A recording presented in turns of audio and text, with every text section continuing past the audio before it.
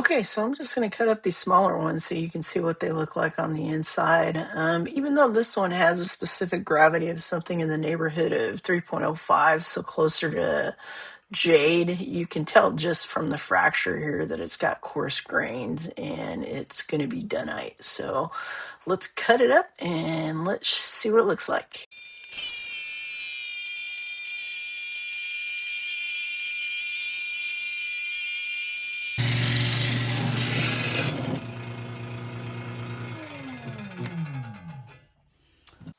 All right, so that one actually cut pretty fast. So let's take a look.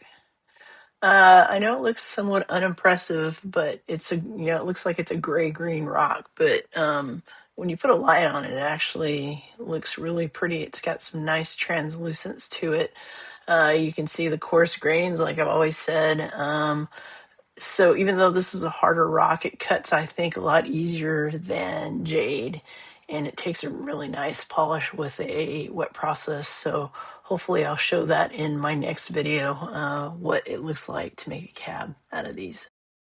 This is the second rock. This is actually about a 3.22, 3.23. So much higher than the other one.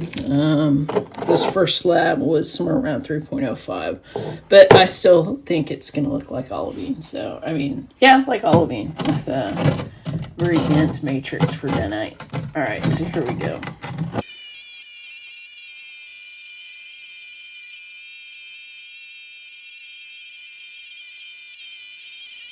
There we go.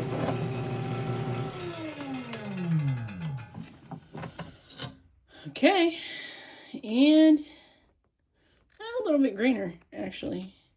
So probably a little bit prettier color, I think. Coarse grain.